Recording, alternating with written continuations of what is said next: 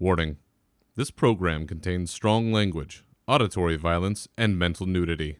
It is intended only for mature audiences. Listener discretion is advised.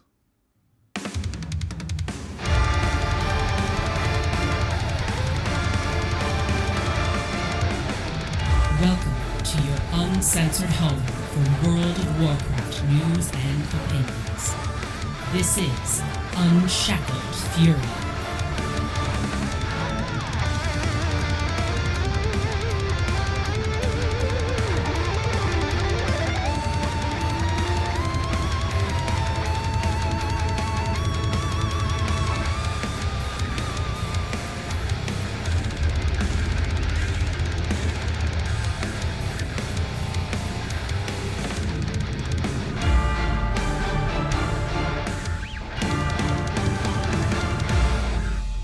The beach is calling, and cold drinks are in the cooler.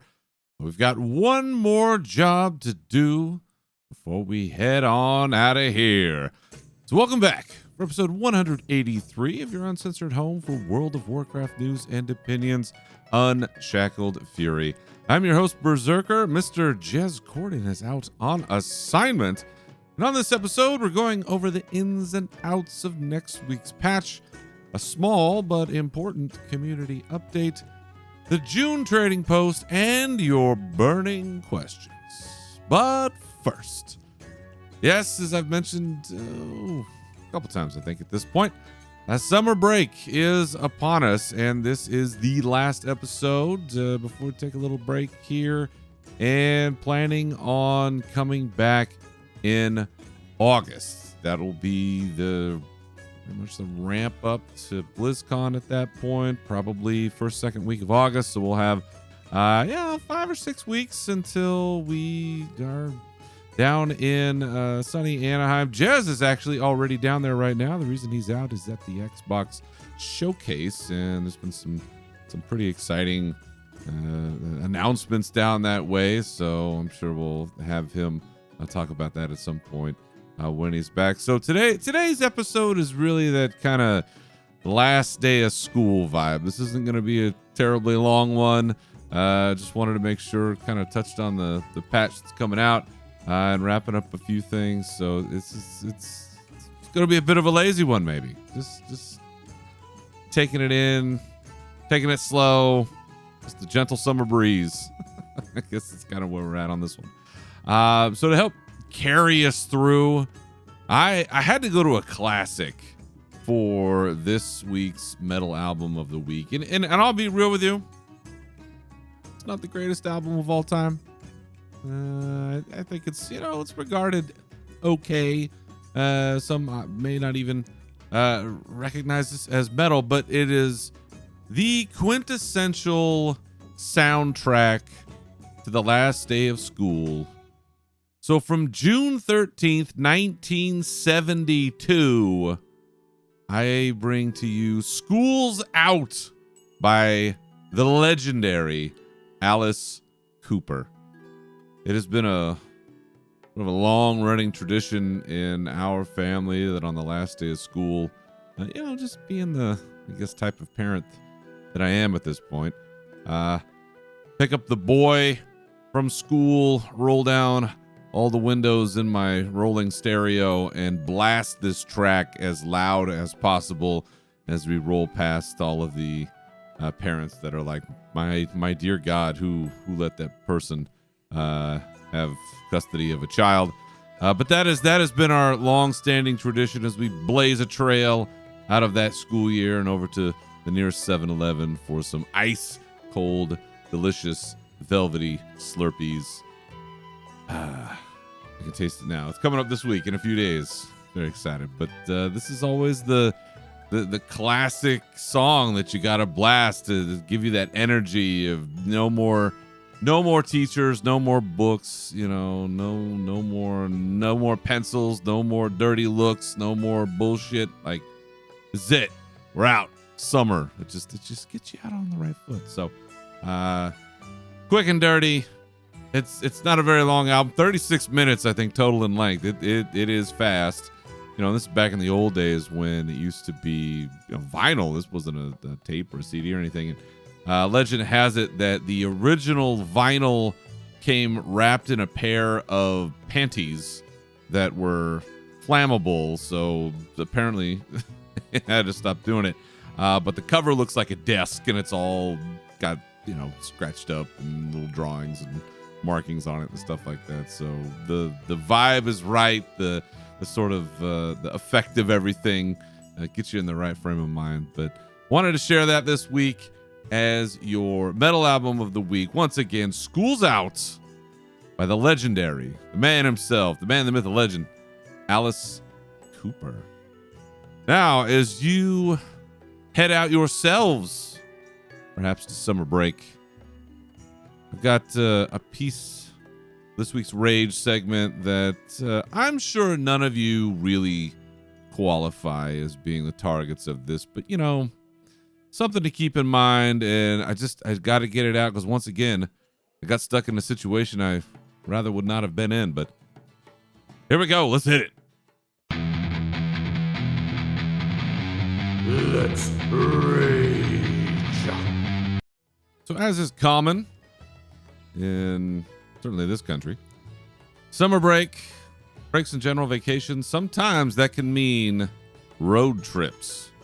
Love road trips. If you've never been on a long road trip in these United States, whether just on your own or with a partner, with a friend, with a family, it is one of the most memorable experiences I think you can really have.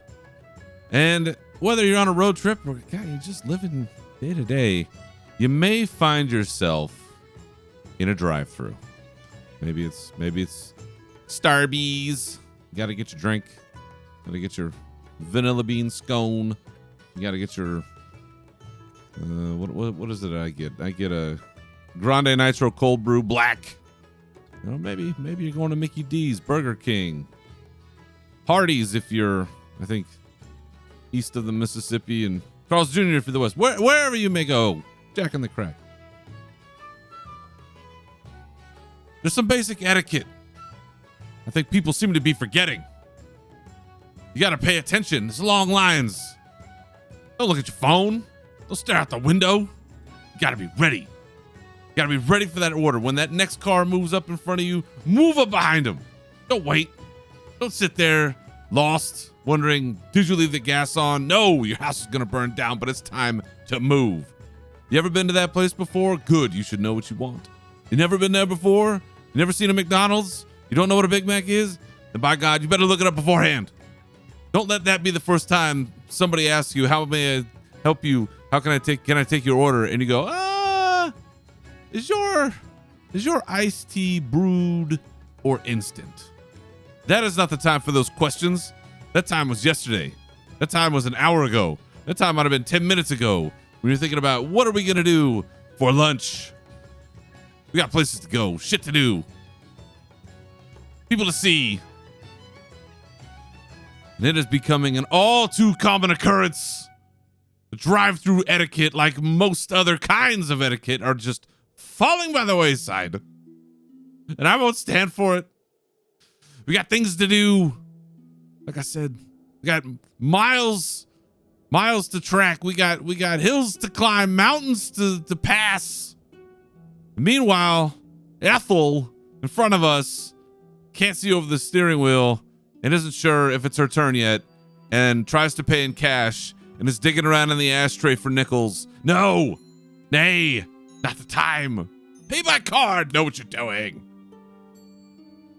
Friends, I know none of you would ever display any of these kinds of behavior. I know.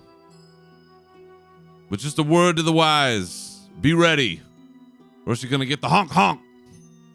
That might be the last thing you need to get you in the mood for some summer tunes out on the open road and having a good time.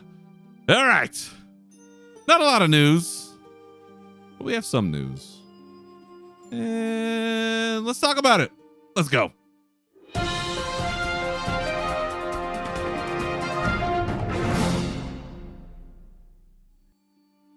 So as we had surmised, the next World of Warcraft patch, patch 12.0.7, Midnight Revelations, is in fact releasing next week on June 16th. We were throwing some darts and kind of looking at that release cadence that they are sticking to, at least for now.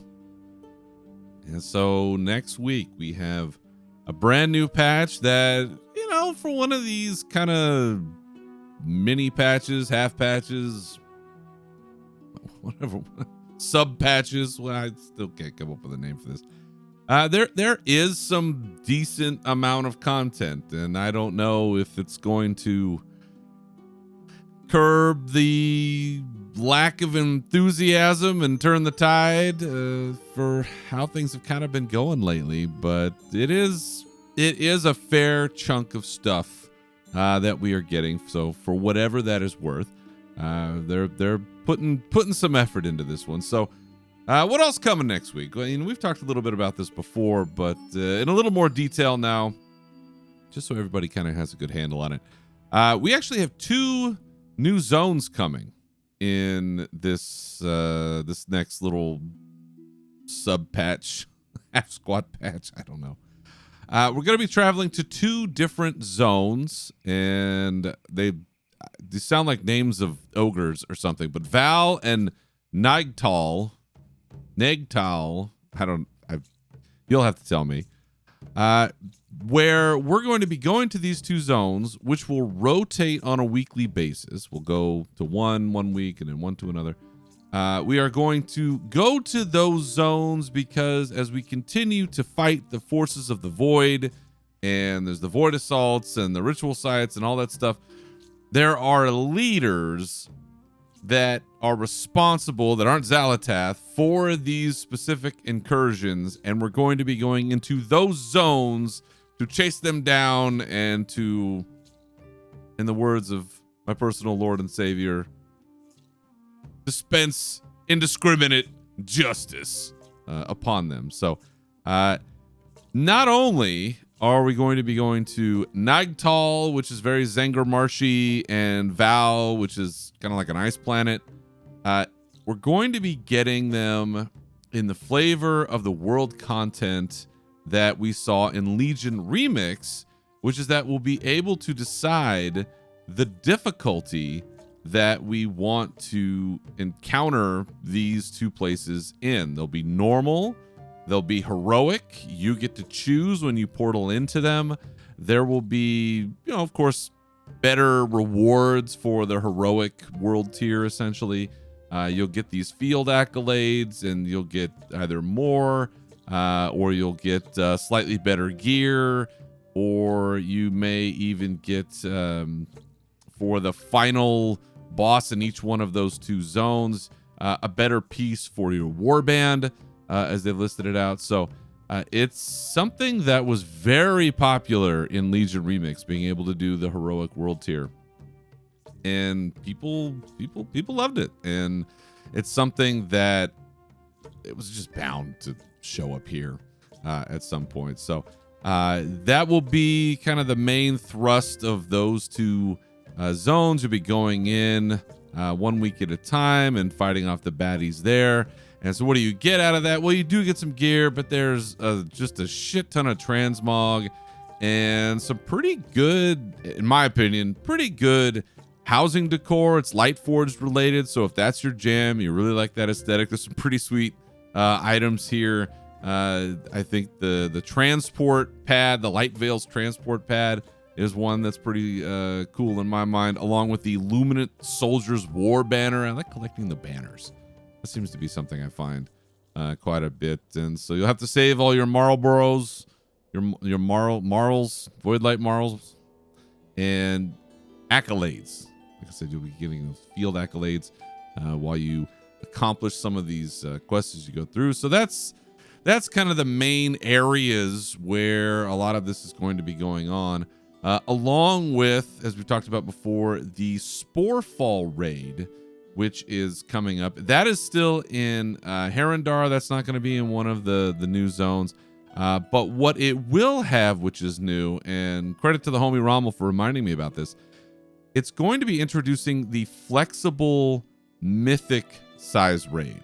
So rather than just your standard size, you'll be able to flex between 15 to 25 for a mythic raid. And my guess is because it's one boss, they're probably able to do it a little easier, be able to balance that a little bit easier.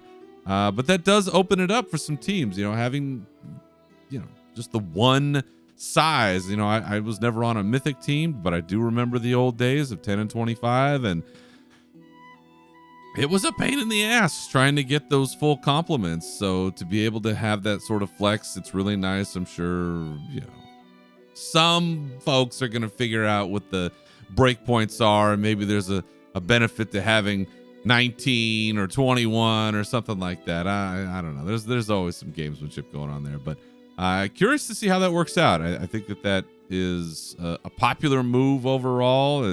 It's probably less stress on some raid teams that have to bench somebody or maybe are a little short a couple weeks, but that'll be nice. And yeah, some rewards coming out of that. To help, I think, in this endeavor, we are getting a new borrowed power. I don't know what you call this, option, item, addition, something. The Omnium Folio. So if I'm pronouncing this correctly, the Omnium Folio is a new mechanic that is being introduced. You're going to be working with Umbric and Romath in the Sunstrider Omnium. It's this elven relic that you're going to be helping them with, and essentially it looks kind of like a talent type tree, and you will, as time goes on, unlock the ability to open up certain pathways on the tree. And it's a lot of real passive stuff, like just right out of the way, you'll get these void touched orbs every so many seconds, and then after so long they'll attack whatever you're attacking. Or there's some healing where here's one that says when your core rune deals damage or healing, you are healed if you are below 75% health. There's a lightning one, or lingering rune. Your core rune deals additional cosmic damage to enemies or additional healing to allies over 8 seconds. Critical strike. There's a critical strike one. It's that kind of a thing, and it's not on any particular piece of gear. It's just a general enhancement for yourself. But what I like most of all out of all of this, big surprise, considering the housing whore that I've become, is that if you are able to complete all of this, all 5 seeking knowledge quests, because that's what you'll be doing, is you'll be completing seeking knowledge quests, which will give you a moat of omnial inquiry.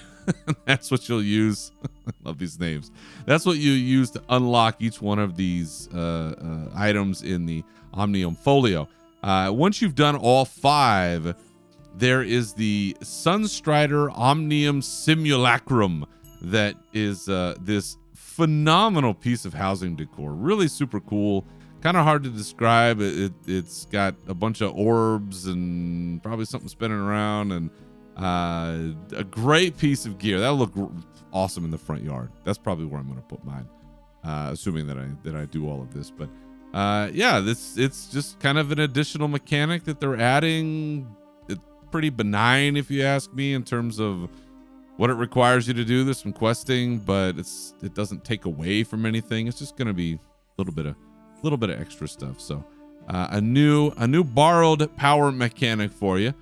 On top of that, we also have looks like a campaign quest line, storyline that's probably going to be bridging now into 12.1 and more of the troll stuff that we've seen out in Zulamon. That was it, Atalutek, off on that eastern side of Zulamon, and you'll be helping Zul'Jin and the Amani trolls and the Heronir, and there's some big mystery, and you're helping them and doing a thing. But it very clearly seems to be setting up that bridge, that tie going forward in the story. And I haven't looked at any of that yet. Just kind of want to play it live as I usually do. But that'll be something to keep us engaged and interested in the story as we try to continue to get ourselves out of the doldrums here. Perhaps better than any of this, some housing updates. Increasing decor item limits outdoors, 300 at level 5 and 350 at level 7. But perhaps most important, the thing we've been waiting for pretty much since like the alpha, beta, early days of Midnight before it was even released, finally going to have proper outdoor lighting back.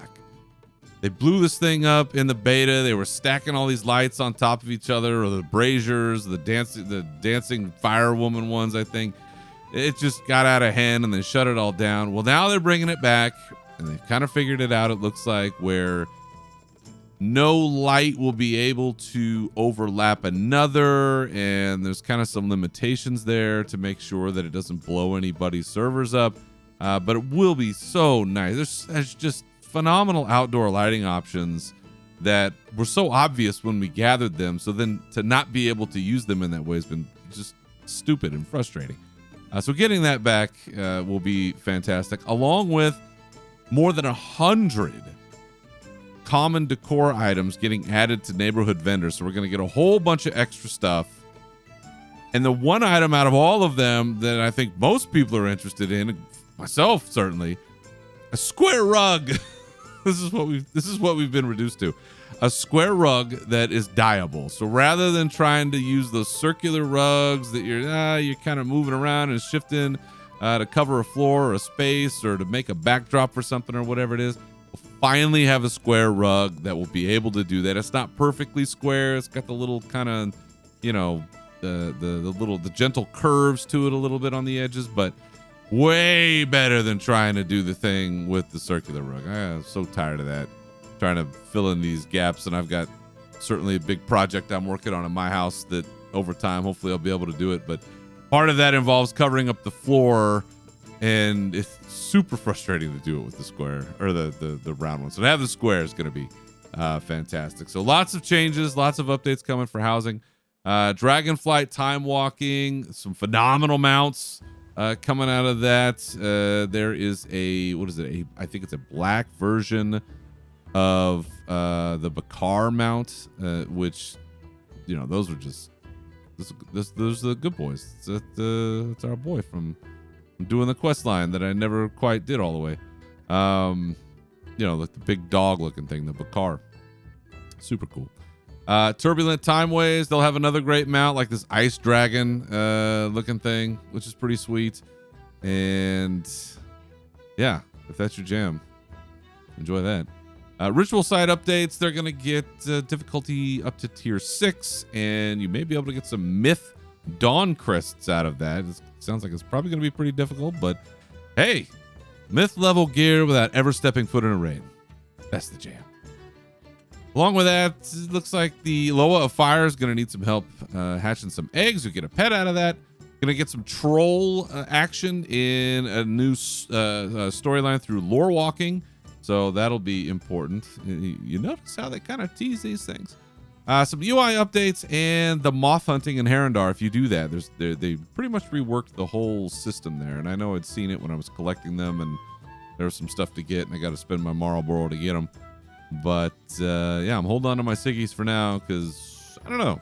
They keep readjusting these things, and yeah, if you're down in Herondar and you're wondering, do I have all 120 of these things? Well, now you can go to the vendor. There'll be a bar over the head, and they'll tell you how many there are, and you can gather these things. But overall, not bad for a not full content patch. If this is June, that puts us in mid-August, looking for 12/1. So by the time we come back for the next episode on this show, that should coincide right about the time that 12/1 is going to drop. Yes, that's intentional.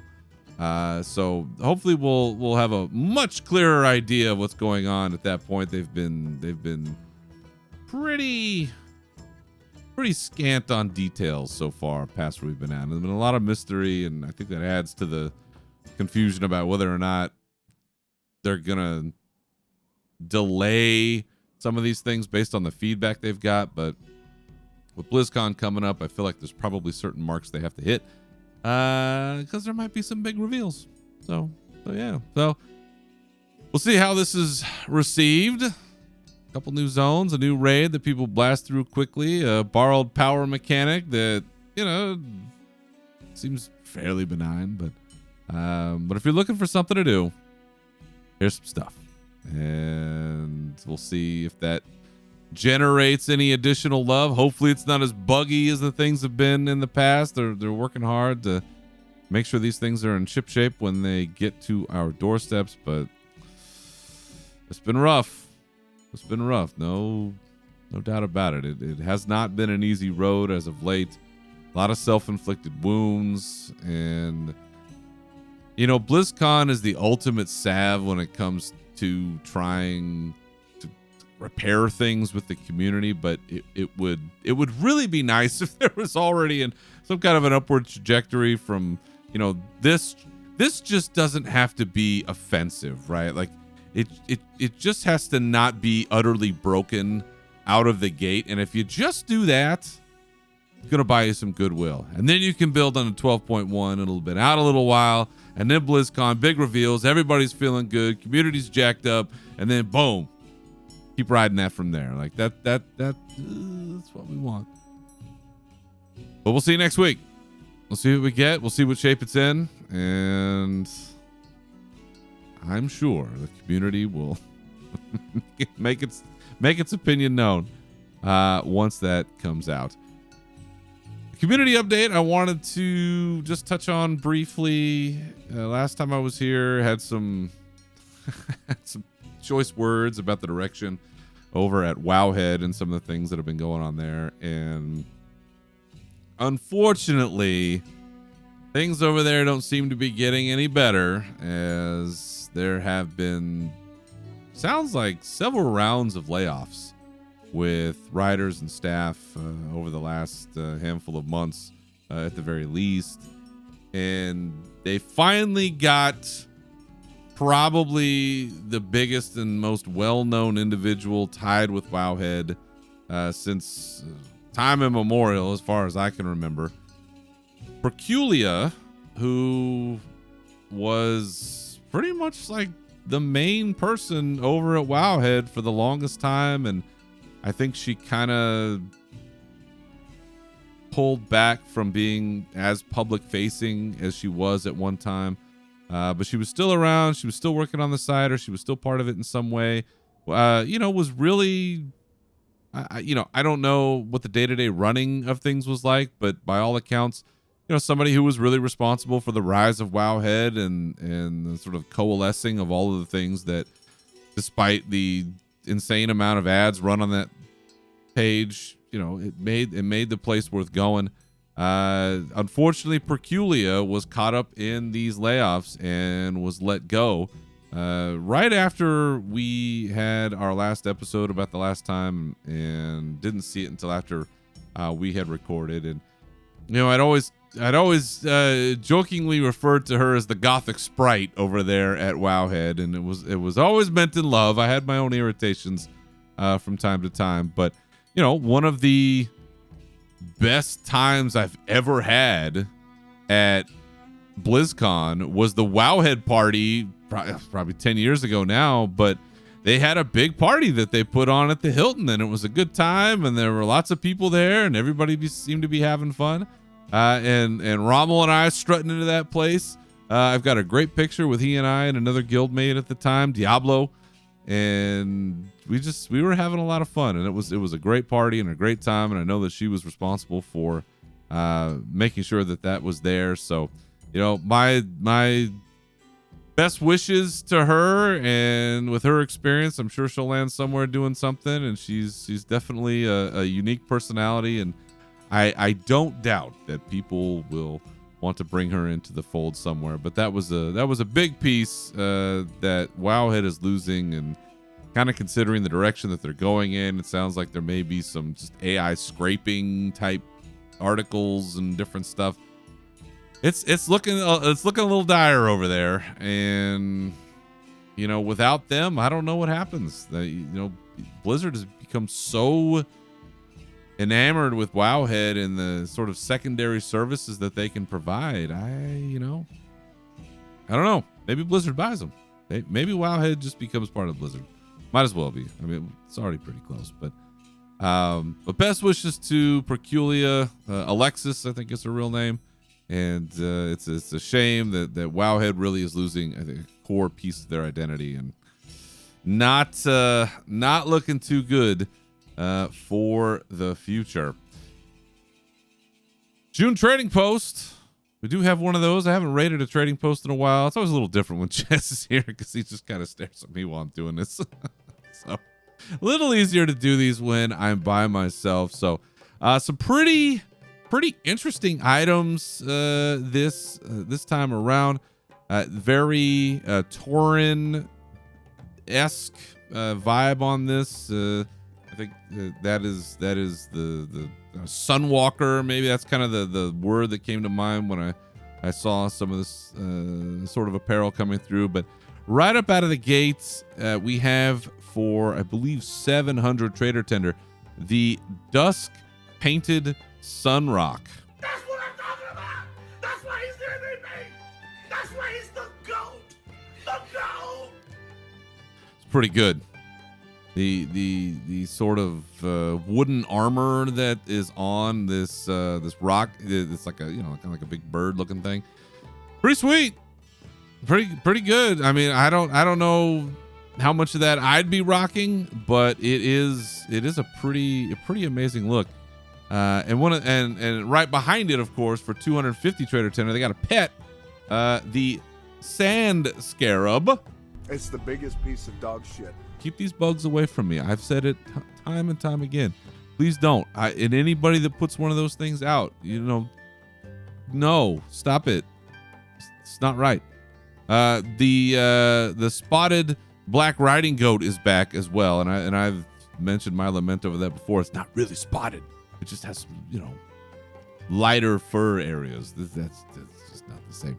And the cold flame Chimera, which is a, you know, chimera, but it's cold and it's flamey and it's scary looking. But you know what else it is? That's what I'm talking about. That's why he's the MVP. That's why he's the GOAT. The GOAT. It's pretty sweet looking. Next up, we have the ensemble, another ensemble, Dusk Runter. I can speak. The Dusk Runners Painted Battle Garb. And what's that running us? That's running us 675 Trader Tender. Let's go. This also goes with the Sunbringers Painted Battle Garb. I'll take them in one go. That's what I'm talking about. That's why he's the MVP. That's why he's the GOAT. The GOAT. It's not my jam, but it's really well done. Really well done. Really dig those. On top of that, we have some totems, some guiding totems, Sunbringers guiding totems, and Sunbringers torch blade, big two-handed axe, the totemic edge, the Dusk Runners torch blade, the Dusk Runners totemic edge. I mean, it's all right. Like, we're almost there. They're almost there. There's something a little too homemade looking about them. Just a little bit. Just a little bit. But if you do all your activities, what else can you look forward to? Well, you can look forward to a flame painted Sunrock. Put it all together. What do you got? that's what I'm talking about. That's why he's the MVP. That's why he's the GOAT. The GOAT. It's a good month. It's not necessarily my jam. I don't know there's a whole lot of that so that I personally would be buying, but the style, the cohesiveness, the detail, it's on point. It's really good. So June, you did good. All right, now with those news items done, before we head out the door, you know what we got to do next? Answers. Q&A. You damn right. It's Q&A time. All right. First up from Brother Navox. Always good to hear from my old co-host, friend, and brother to you and me. Why do classic people get all bent out of shape and argue that retail is just recycled content, and in the next breath they're like, it's 2004 again? Let's effing go. Honestly, Nav, it's probably because they weren't hugged enough as children. I don't know. The classic group, I'll say generously, they're a different breed.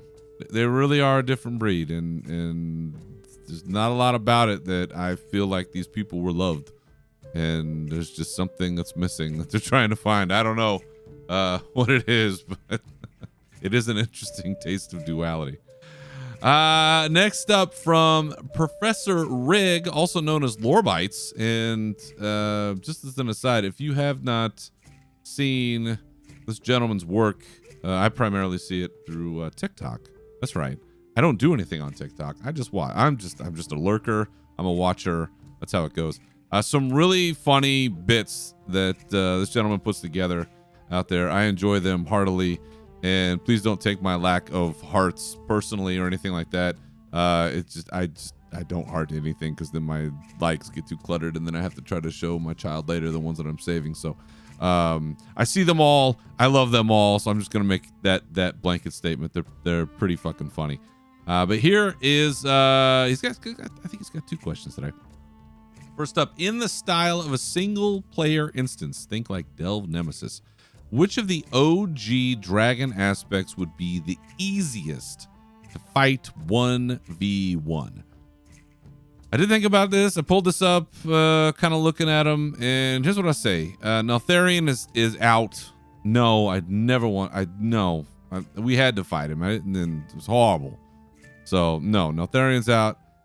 Alexstrasza and Malagos, and there's no way. I can't. I can't. It's just didn't. I can't fight them.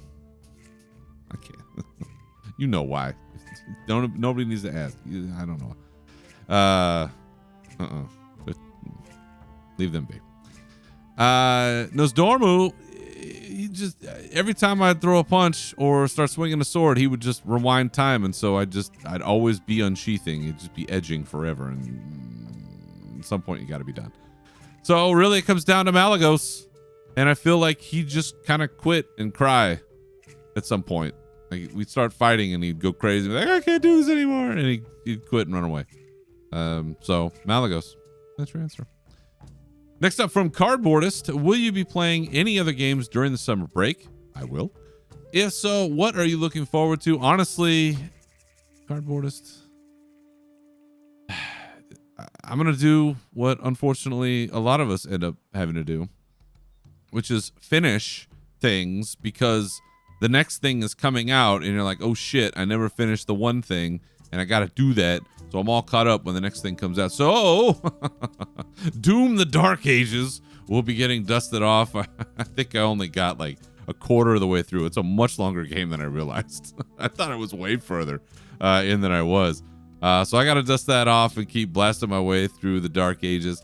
And surprise to all of us, Witcher 3 just is apparently all these years later getting another expansion. And I never finished one of there were two expansions already to Witcher 3, and there was one of them I didn't finish. I'm like right in the middle of it. So I got to do that. And I pulled it up the other day, downloaded it again, and immediately it's like, yeah, God, this really is one of the greatest games of all time. It's so good. But it does take some time and attention. So yes, that is what the summer, when I have an opportunity, that is likely what it's going to be, along with doing decor dueling and other things with the homie Rommel in World of Warcraft, most likely. All right, next from Shatvan, I love WoW, but when do you think our playing time stopped being a reward in itself versus the fear of falling behind / obligation to not fall behind the loot treadmill? For me, I think it's somewhere between BFA and Shadowlands. This whole question sucks because I really enjoy so many aspects of the game, especially for a solo player with a job and family obligations. There's so much more to do than the heyday of Wrath of the Lich King, but the latest patch was soul crushing for any number of reasons. Also, go Nyx. Well, can't say much about that other than what I put in Discord, which is the Danhausen curse is real. Honestly, as a raider, I always felt that feeling of, you know, I had to be on it all the time. Yes, there was a reward because it was the raid gear, but even when you didn't really need anything, it still always felt like I had to be doing something. Outside of that, truly to answer this question, I only think it's been in the last probably since the War Within, and a lot of that had to do with my own play style, where there really wasn't anything that I was focused on as like a raid accomplishment. You know, the homie Rommel and I, we do the delves, and they're, you know, beat the nemesis, and that's kind of the raid boss now, and that is the goal of. I just got all epic the other day for the first time in this expansion. And that was 4 or 5 days ago when I got bracers that finally were big upgrades. It's just, I have to let that go at some point. I know that it's out there, and what's the chase for? I just want to enjoy the content. If I'm not enjoying the content of one variety, then I'll do something else. And to your point about there being so many aspects of the game, I think that's what I have to lean on, is do the things that I like to do. And if I finish that, then I go do something else. And that's okay. That's okay. You want there to be more. You want to be engrossed in it. You want to feel like, yes, this is the jam all day, all the time. But unfortunately, it's not always like that. So, yeah, I would say now, really, no pressure. So follow my lead if you want on that. Second question from Professor Rig. I have a question. What's your favorite lore bomb? Like, what made you go, holy shit, what? For me, it was finding out that Azeroth isn't just a planet, but a world soul. So I'll take you back, as I often do on the show, back to the Wrath of the Lich King. I had no idea how Icecrown Citadel ended. I was able to avoid all spoilers, all conversation, all cinematics. I hadn't raided in Ulduar, so I missed some stuff in there. So the whole thing with Bolvar becoming the next Lich King was a holy shit moment to me. When that cinematic played, the first time I ever was part of a team that beat Icecrown Citadel, and just watching all of that unfold, it's still one of the biggest holy shit moments when he puts on the helm and he gets re-encased in the ice, and the Lich King voice starts to take over. Tell them only that the Lich King is dead and Bolvar Ford Dragon died with him. Now go, leave this place and never return. You know, it's just like, oh shit, like that's just, I still get geeked up about it. I fucking love it. That probably will be tough to top. And there's other things out there. If ever there was anything about Varian, but that was a very satisfying moment. Big lore bomb in that way. So I was very surprised, very excited about that. Last question here from Snope. If you could retcon any boss encounter out of existence, whether it's a dungeon boss, a raid boss, or even a particularly climactic questline boss, which would you choose and why?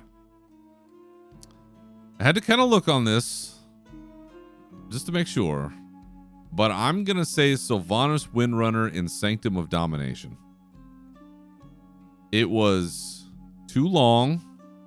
It was ridiculously hard.